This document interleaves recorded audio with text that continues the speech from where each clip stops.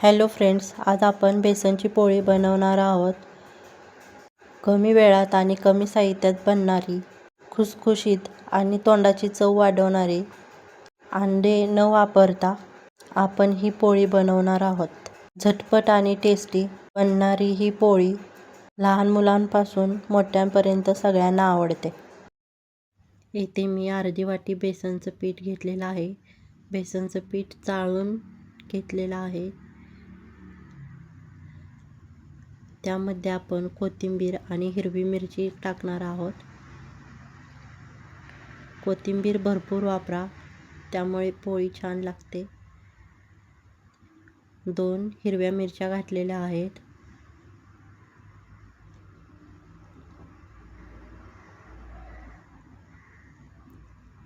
चवीनुसार मीठ टाका. मी इथे अर्धा चमचा मीठ टाकले आहे.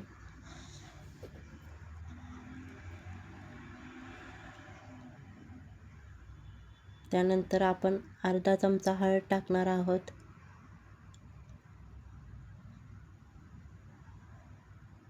हळद स्किप केली तरी चालेल.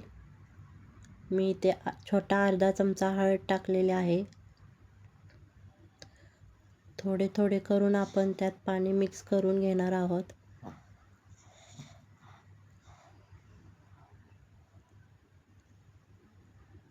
तुम्ही पाहू शकता.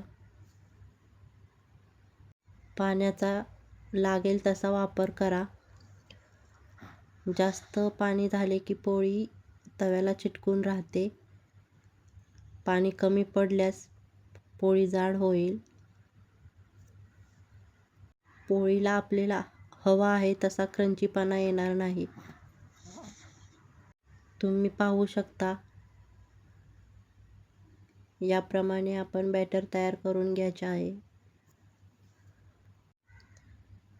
तवा चांगला गरम करून घेतला आहे. त्याला मी थोडे तेल लावले आहे.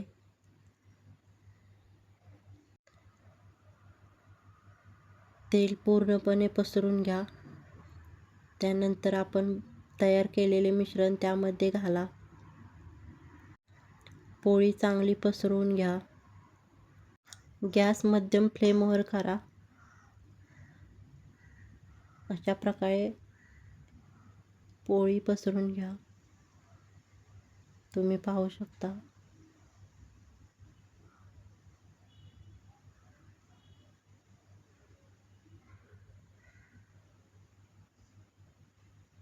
जाड पातळ पोळी या प्रकारे तुम्ही करू शकता. तुम्ही व्यवस्थित पोळी पसरली नाही तर ती जाड बनू शकते. आपण याच्या कडेला तेल सोडायचे आहे.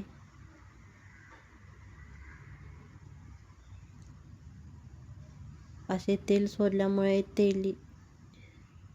पोळी तव्याला चिटकून राहत नाही. उलटण्यासाठी मदत होते. तेलामुळे पोळीला क्रंचीपणा आला आहे. तुम्ही पाहू शकता.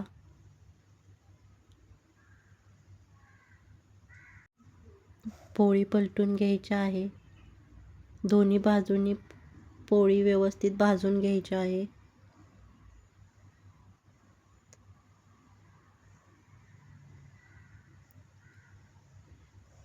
मीडियम गॅसवर पोळी भाजून घ्या.